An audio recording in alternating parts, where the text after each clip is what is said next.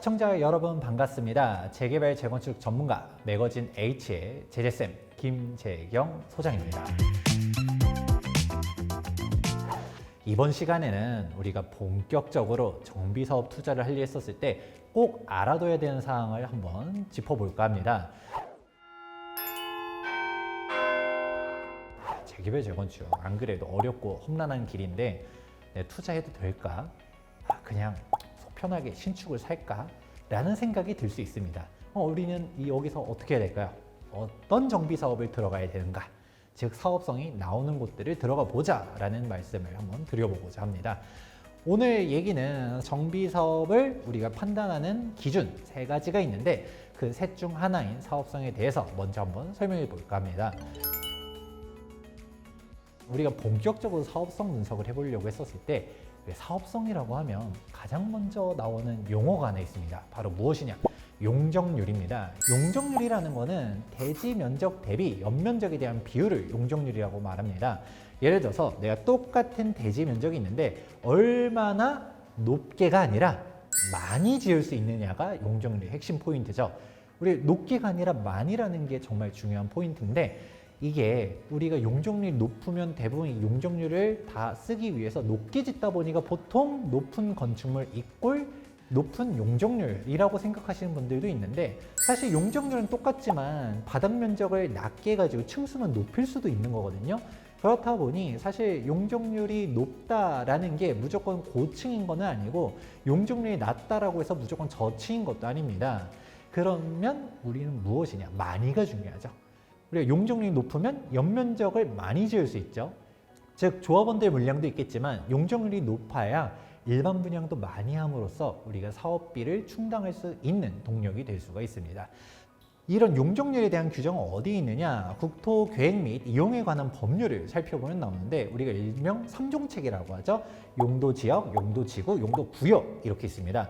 여기서 용도지역이 가장 좀 중요하다고 볼 수 있는데요. 이 용도지역은 여러분이 많이 들어보셨을 겁니다. 일명 주상공록이라고 말하죠. 주거지역, 상업지역, 녹지지역 이렇게 있는 건데 이런 지역들 중에서도 어떤 용도지역이냐에 따라서 우리가 건축할 수 있는 최고 건폐율 그리고 용적률들이 정해져 있고 그리고 용도들도 정해져 있습니다. 근데 여기서도 주거지역을 한번 살펴본다 하더라도 보다 종이 세분화되어 있어요. 우리가 1종, 2종, 3종, 준주거 이런 식으로 갖다가 세분화가 되어 있는데 이런 부분에 대해서는 여기 표를 한번 보시게 되면 용적률 표가 있죠. 이에 따라서 우리가 얼마나 많이 건축을 할 수 있느냐 이런 부분들이 결정이 된다라고 이해하시면 좋은 것 같죠. 그렇다 보니까 우리가 보통 종상향 얘기들을 많이 하잖아요. 내가 예를 들어 3종 일반 주거지역인데 이미 나는 용적률 높게 지어놨다 보니까 사업성이 부족해. 그러니까 종상향을 해가지고 그러면 사업성을 개선할 수 있겠다라고들 많이 얘기하는데 생각보다 이 종상향에는 함정이 있습니다.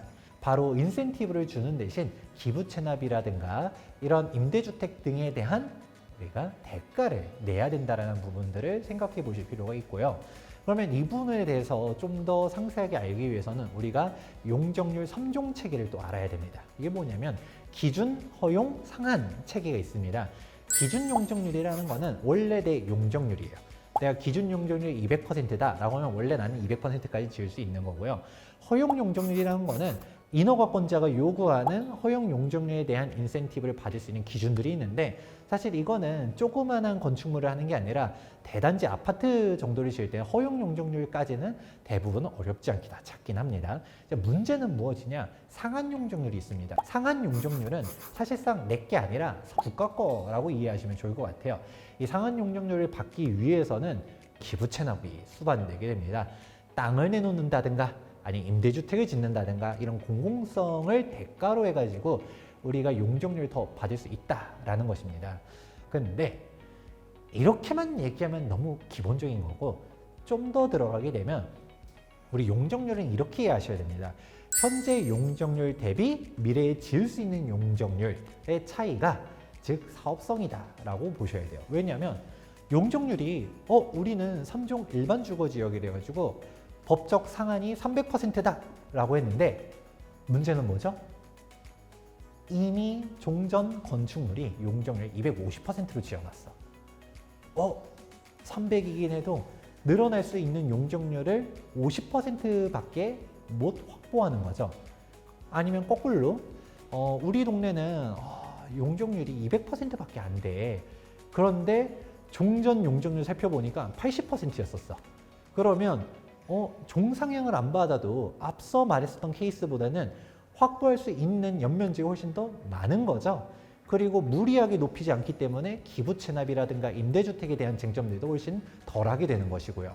그렇다 보니까 실질적인 사업성은 현재 건축물은 용적률이 낮을수록 좋고 내가 미래에 지을 수 있는 용적률은 높을수록 좋다라고 이해하시면 좋을 것 같습니다.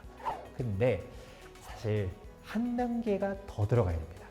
사실상 사업성의 핵심 키워드는 대지지분이거든요. 이 대지지분이란 건 뭐냐? 내가 들고 있는 땅의 면적이라는 겁니다. 우리가 공동건축물들, 예를 들어서 아파트다라고 하면 내가 아파트 등기부등본을 떼보게 되면 아파트에 대한 전용 면적이 있겠지만 사실 대지 지분에 대한 면적도 있습니다. 이 대지 지분이 중요해요. 결국은 우리가 재개발이고 재건축이고 진행하려고 하게 되면 어떤 걸 출자하게 되죠? 내 건축물을 현물 출자하게 됩니다. 근데 솔직히 말해서 오래된 30년 된 아파트를 현물 출자한다 하더라도 그 아파트는 어떻게 해야 하나요? 허물잖아요. 그러면 우리가 그 아파트 자체를 현물 출자하는 게 의미가 있는 게 아니라 그 아파트가 들고 있는 땅의 지분을 출자하는 개념이 훨씬 더 큽니다. 그러면 우리가 내 땅에 대한 지분이 높으면 높을수록 당연하겠지만 가치가 높고 그리고 이런 전체적인 그 단지의 대지집이 높으면 높을수록 사업성이 높다라는 것을 확인해 볼 수가 있는 것이죠. 그리고 또 일기 신도시들 90년도에 조성됐잖아요. 여기도 보다 보면 사업성이 부족해요 라는 말들이 나옵니다. 90년도 이후에 지어진 건축물들은 우리가 일명 소셜 믹스라고 하잖아요. 예전에는 단일 평수로도 짓고 대형 위주로도 짓고 하기도 했었지만 점점 우리가 작은 평수들도 넣어야 된다라고 하면서 90년도 아파트만 하더라도 소형과 대형 평형들이 섞여 있는 곳들이 있습니다. 그렇다 보니까 우리가 단순히 대지지분만 보는 게 아니라 그 아파트 단지의 평형 구성들도 살펴보셔야 된다.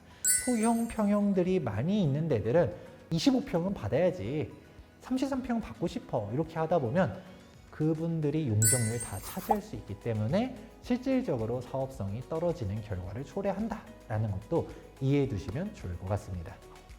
네, 이번 시간에는 정비사업 투자를 하려고 했었을 때 사업성이 나오는 곳을 들어가야 되잖아요. 그렇기 때문에 용적률에 대한 기본적인 개념부터 시작해가지고 우리가 또 무엇을 말했죠? 대지 지분을 체크해야 된다.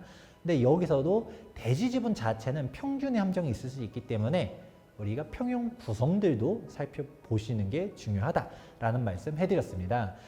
네, 이렇게 사업성에 대해서 말씀드렸는데 이 사업성이라는 거는 가장 기본적인 것이지만 사업성에 대해서 추가적으로 보조해주는 사항들도 있습니다. 바로 입지와 분담금 납부 능력인데 이 영상은 다음에 또 상세하게 설명드리도록 하겠습니다. 오늘 영상은 여기까지입니다. 예습과 복습은 철저히. 지금까지 매거진 H의 제재쌤 김재경 소장이었습니다.